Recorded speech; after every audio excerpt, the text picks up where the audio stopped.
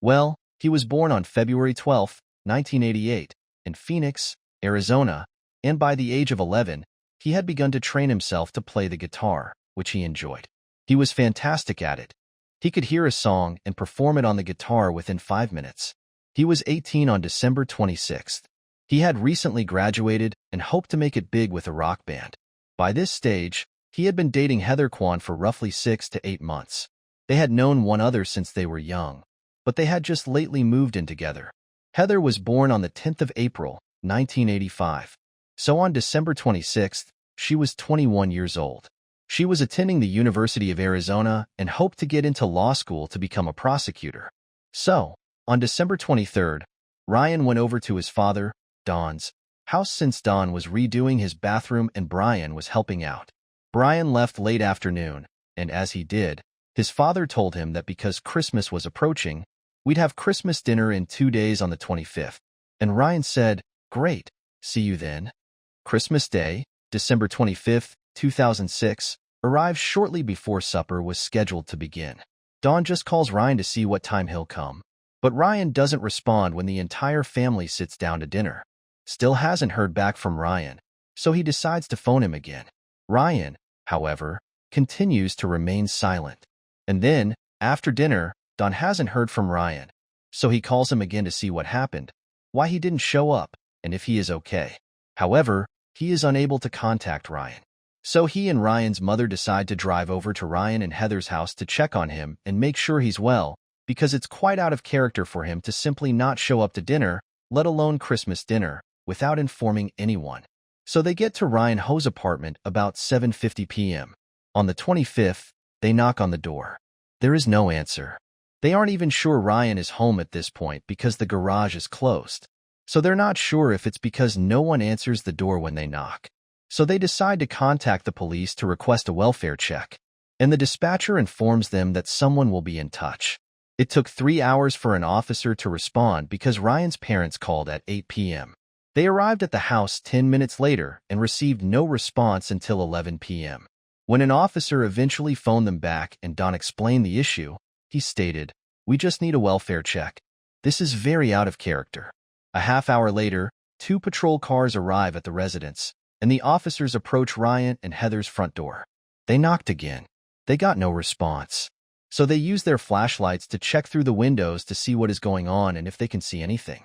And that's when one of the officers turns around and says, "This does not look good. I saw a body." So they quickly told Ryan's parents to back away from the house, and they taped up the crime scene so that no one could get any closer to it. And then they get a search warrant to go in and check what's going on with this unresponsive body, which took about an hour and is extremely complicated to me because I don't know how this works elsewhere, but I looked into it. In Phoenix, if they observe a body who appears damaged or unresponsive, they can legally enter the house without a search warrant in order to potentially save that person's life. Whether it's a paid-for house or a rented one, like Ryan and Heather's were. It doesn't matter if they notice someone and need to perhaps save their life. They can enter that house. But didn't these officers get a search warrant, which took approximately an hour, as I mentioned? And think how difficult this hour must be for Ryan's parents after hearing what this cop said. "I saw a body, followed by nothing." I'm not sure if that was their son's body that this officer saw. They have no notion what's happening. Not to mention that they are now waiting for the search warrant. 8 additional police cars show up. So there are now 10 patrol cars on the scene, plus a chopper has arrived. So whatever is going on is not looking good. So, an hour after discovering the body, they obtain the search warrant but do not immediately enter the residence. They call a locksmith to come out and attempt to pick the front door lock, which they failed to do. So they went around to the rear with us and tried to unlock 2 doors. And while they unlock one of the back doors, I try to figure out the legislation. Ryan can hear everything that is going on. He's inside the house, answering the rear door, and he doesn't look God like he's been beaten up in the face. Police look beyond him and notice Heather, who is unresponsive on the couch. This is the body they spotted through the glass. So cops quickly suspect Ryan of murdering her, and the wounds on his face are defense wounds. So they immediately begin yelling at him to get on the ground because they are going to arrest him. Ryan is perplexed and he asks them, "What's going on?" And the police are becoming more aggressive because they believe he is angry at the skull on the couch and is no longer responding to their commands. So they slam him to the ground, and he doesn't use his hands to break the fall. His hands really land below his waist. The police are yelling at him, urging him to put his hands behind his back. Ryan is still confused. He keeps asking them, "What's going on?" Then there's the police, who refuses to place his hands behind his back.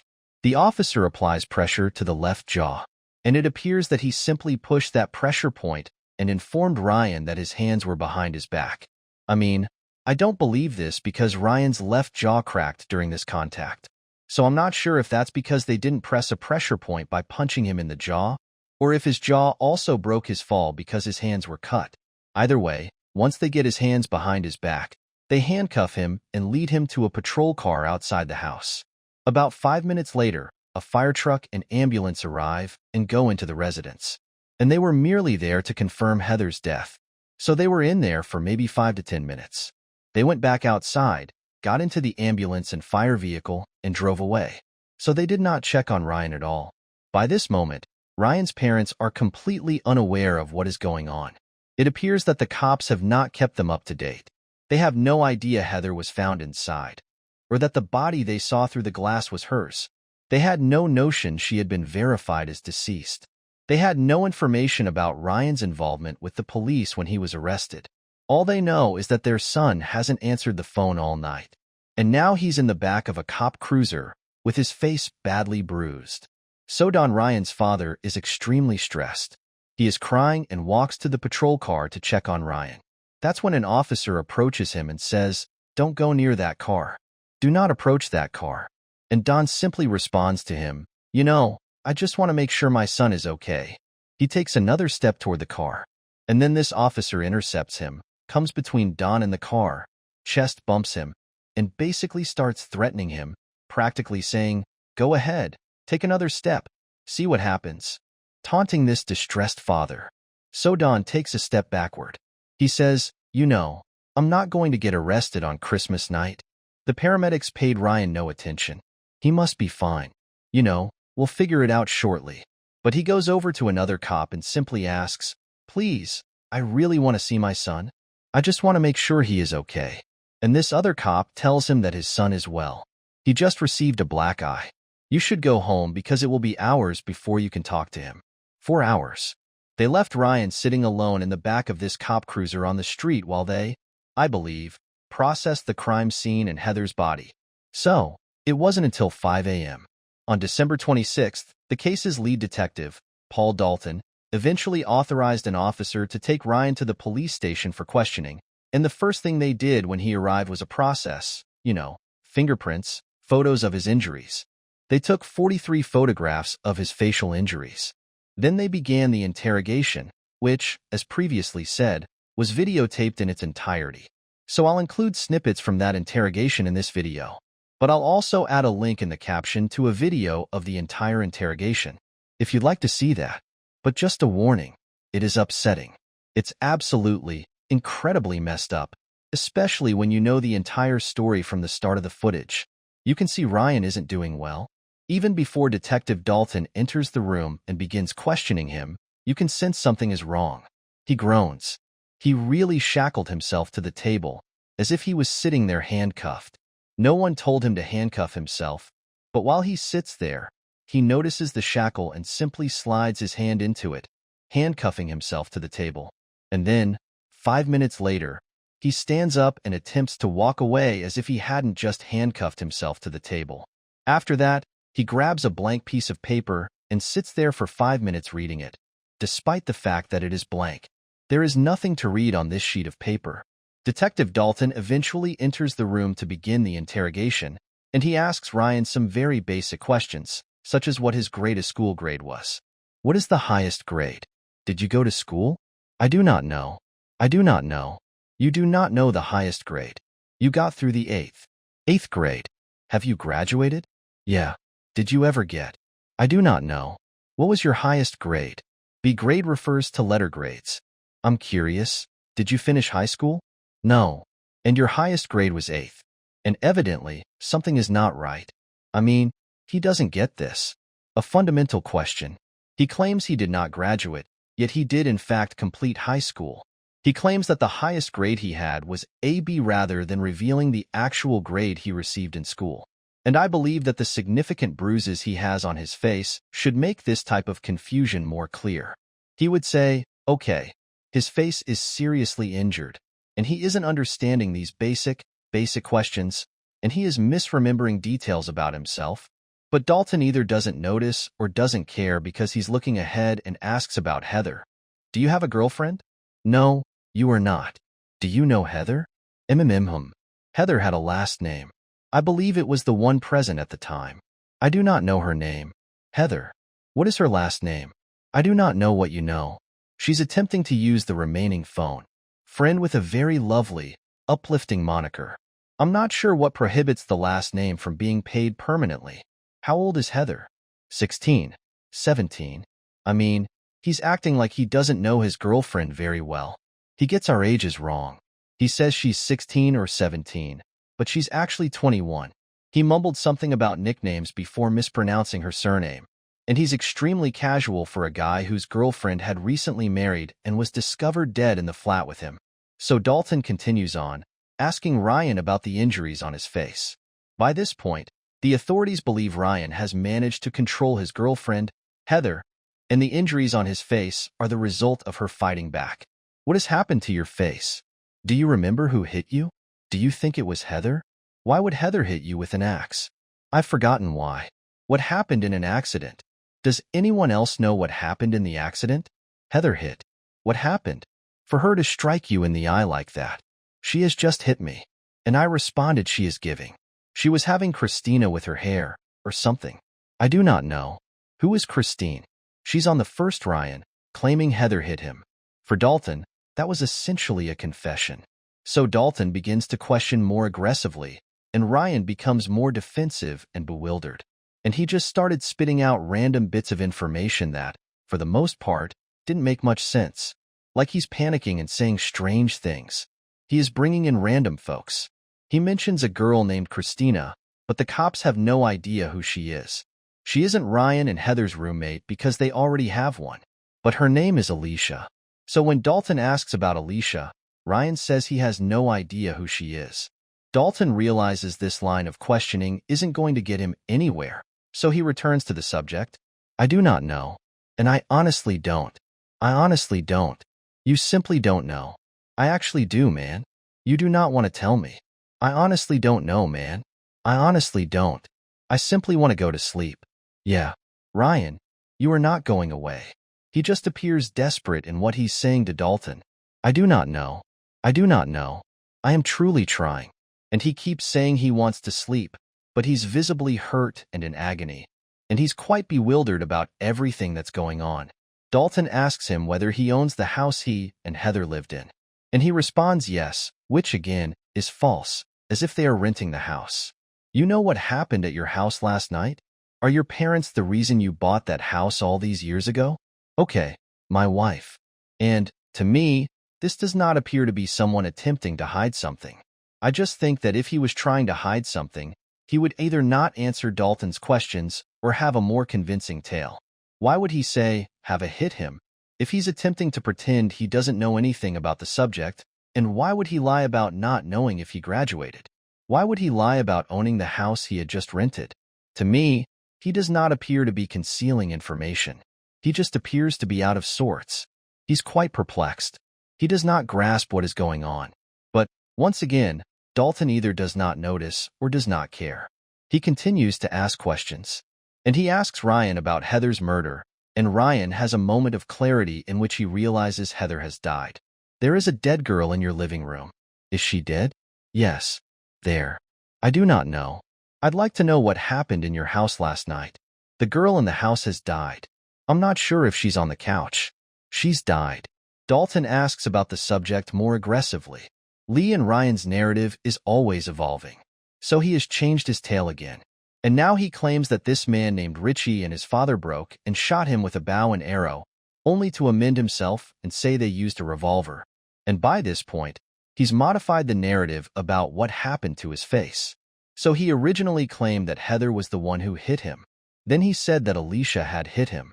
Then he stated, "This guy Richie did it." And now he's claiming Richie and his father broke in and shot him and Heather, which Dalton doesn't believe. Did Heather do this to you? What I did to you, Lisa, was not even a lie. I swear, I would. Alicia does this to you. Why? I am not sure which Shane is dead, but the firing arrow burned out.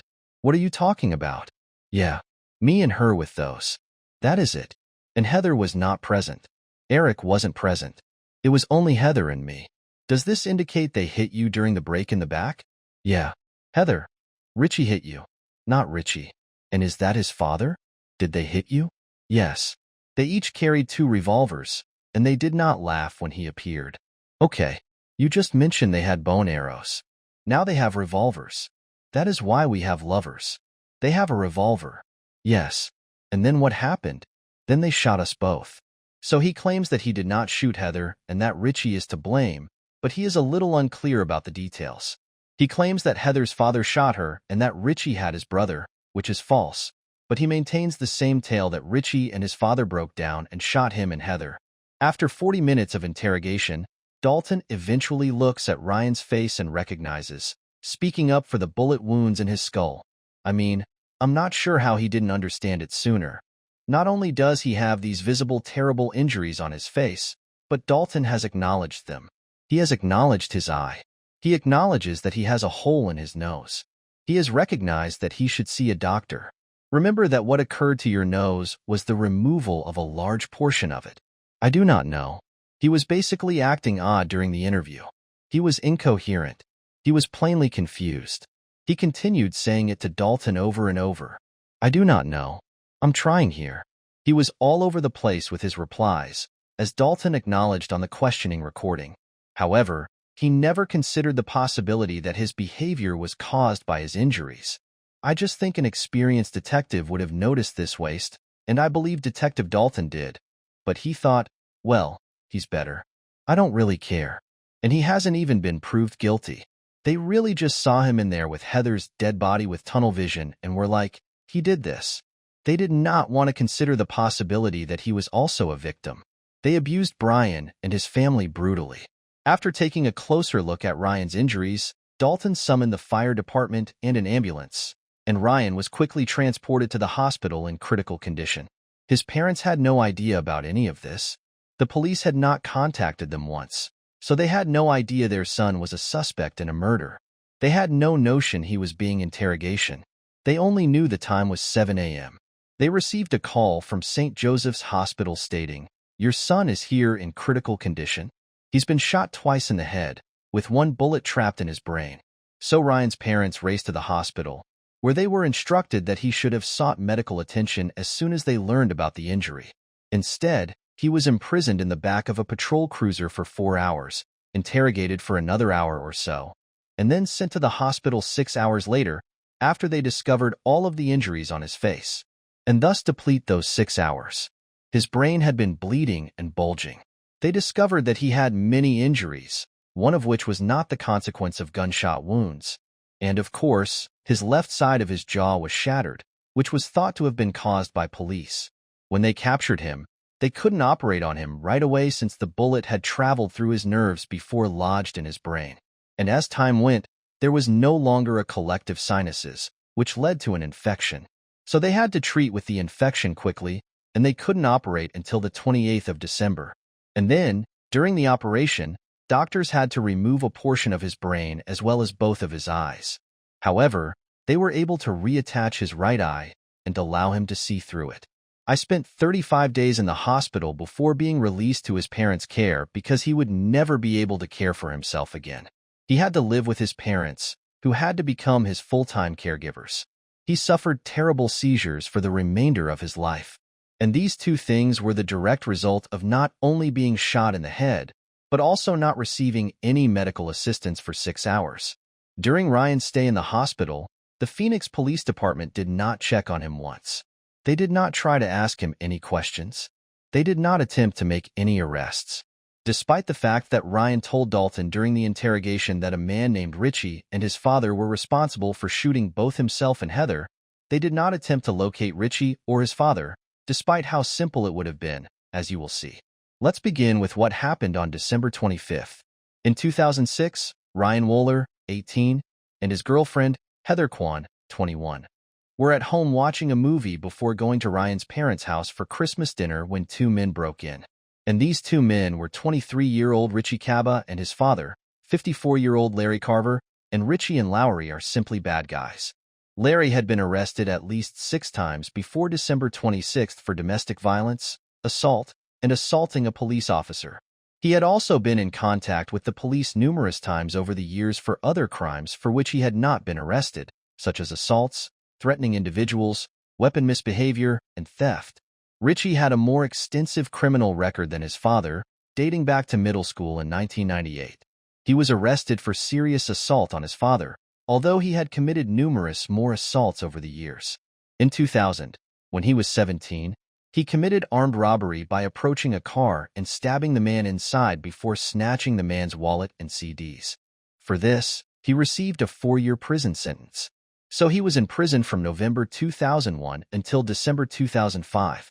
He was accused with marketing prison contraband after being discovered with a shank while incarcerated.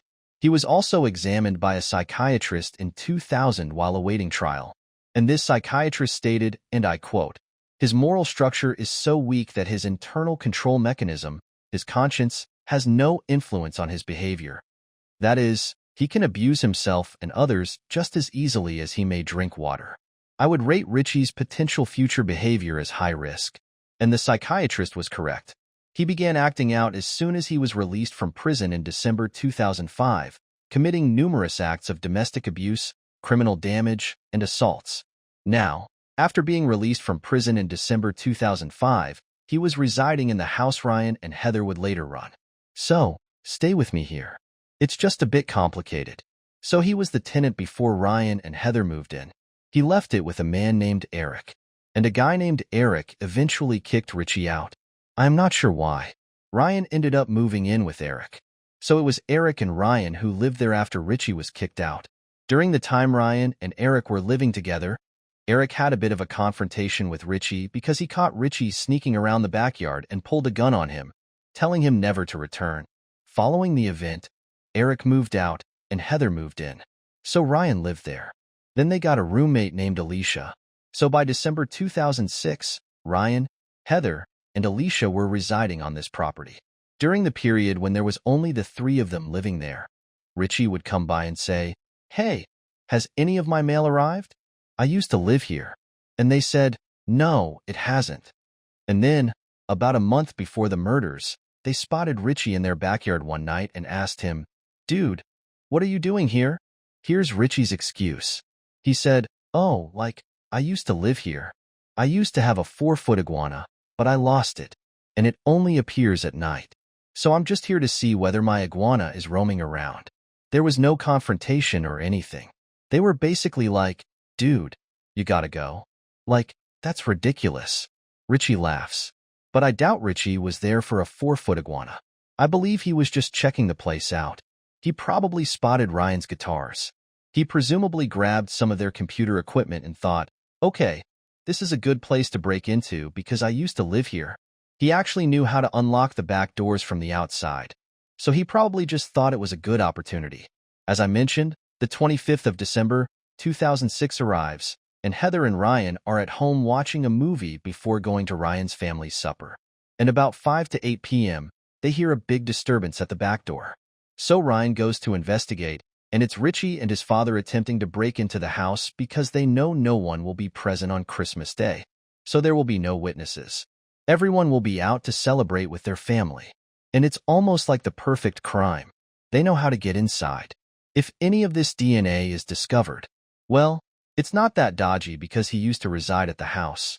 But they still broke guns. Ryan did not have a gun. He only had one gun in the home, a gift from his grandfather, and it was stowed away. So he proceeds to try to close the door so they can't come in. However, Richie was able to get his hand on the gun inside the door and shot Ryan twice in the face. The bullet entered one side of the noose, exited the other side of the nerve, returned to his head through his eye, and stuck in his brain. It also shattered his head. 6 bits of his skull became lodged in his brain. The second bullet grazed the side of his skull. so it didn't penetrate. But it did tear off a chunk of Ryan's skull, knocking him unconscious and leading Richie and his father to fear he was dead. They then forced the back door open the rest of the way before stepping over Ryan's body and approaching Heather, who was cowering on the couch.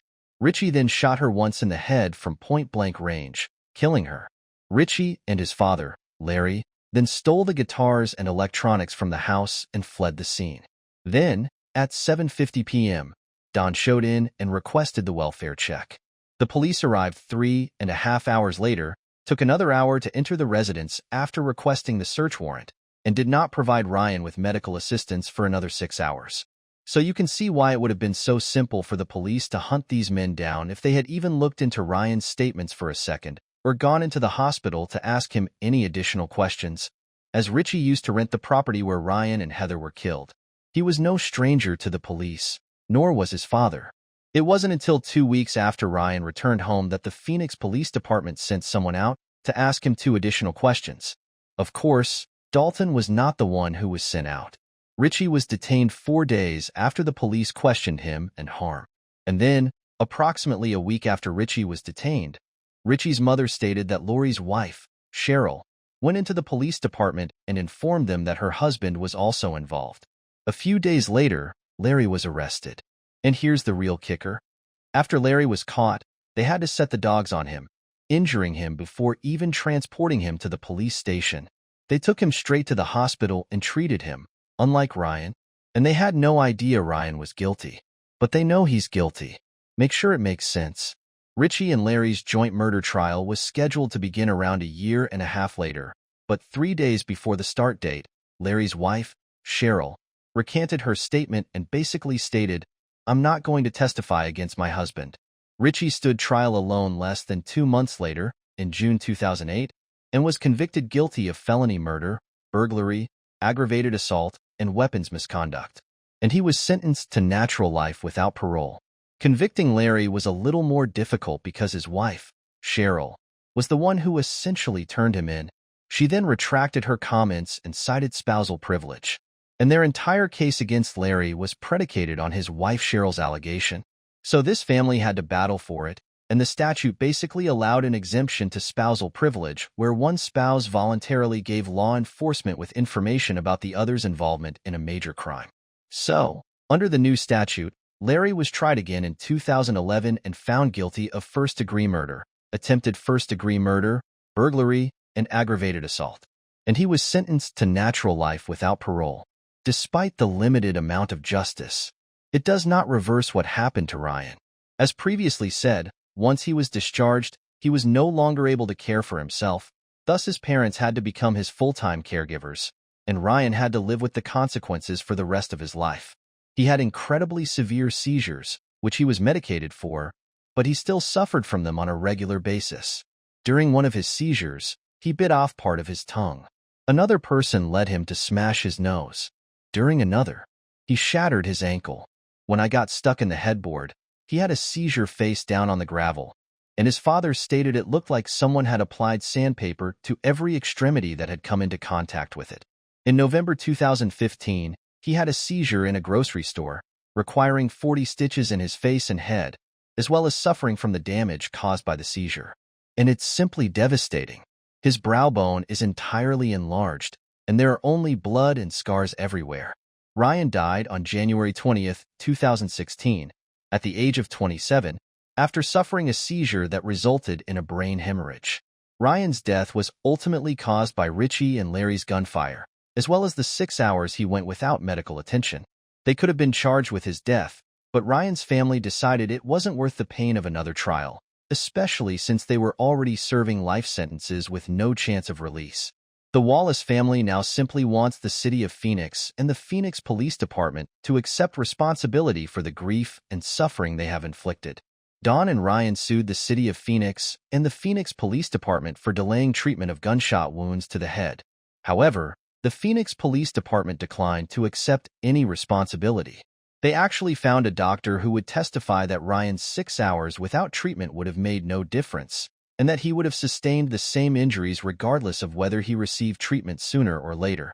Ryan's father, Don, actually paid a $10,000 retainer for a doctor in Florida to come and testify to the contrary, that when you have a brain hemorrhage, swelling continues and every minute counts.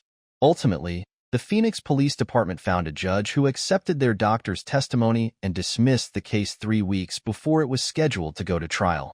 Ron and Don decided not to pursue an appeal because if they did and lost, they would be responsible for the city of Phoenix and the Phoenix Police Department's legal bills.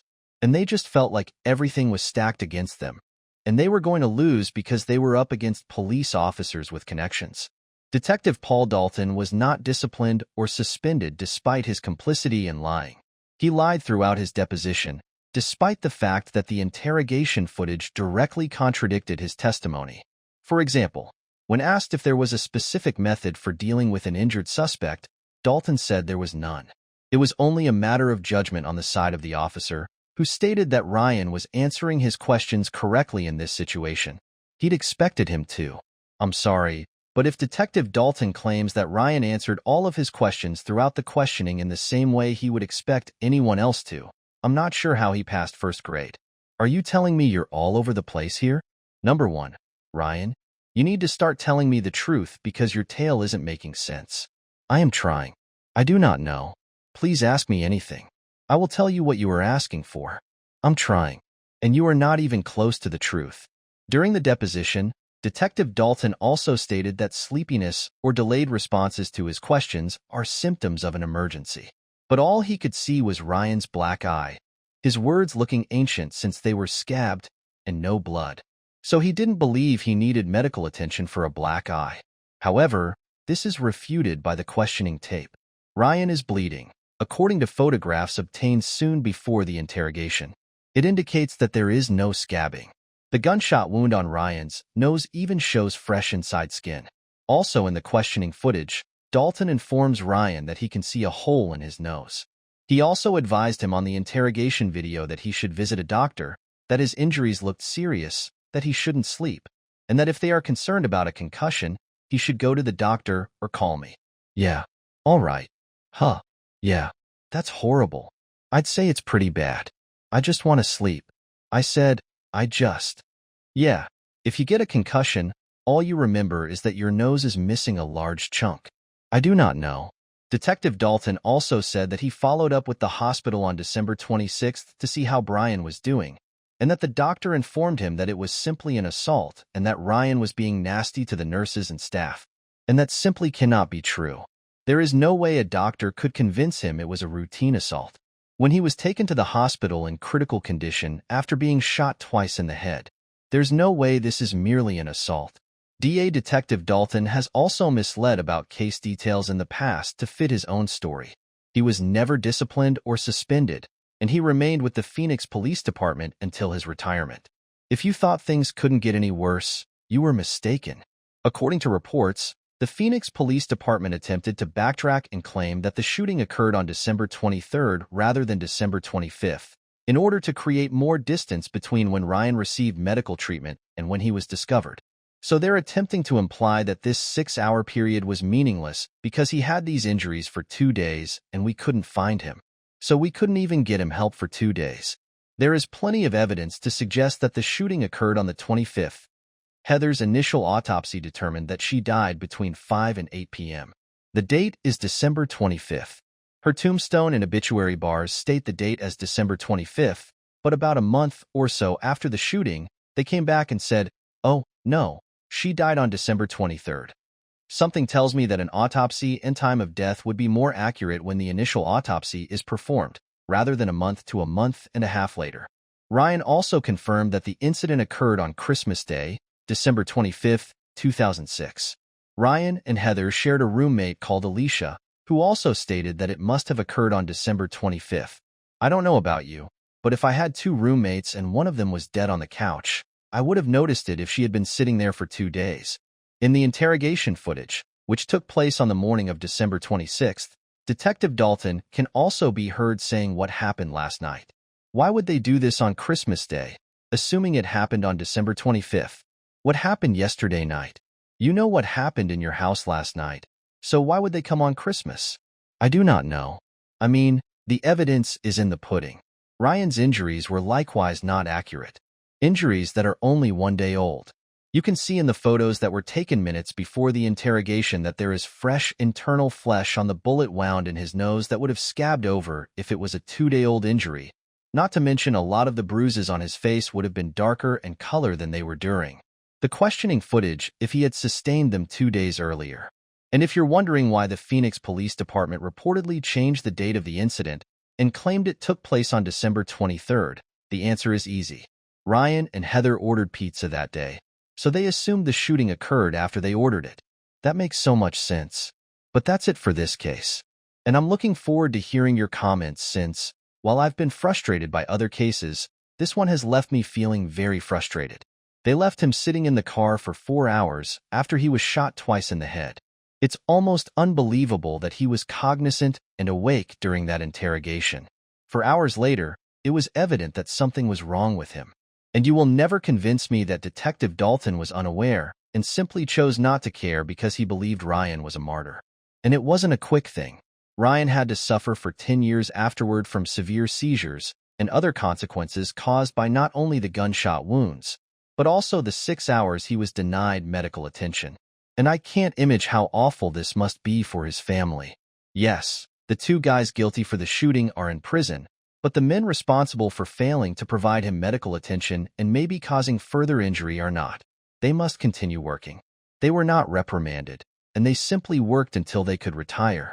But that's it for me today. Guys, I look forward to hearing your opinions, and I hope to see you in my future video. Goodbye, gentlemen.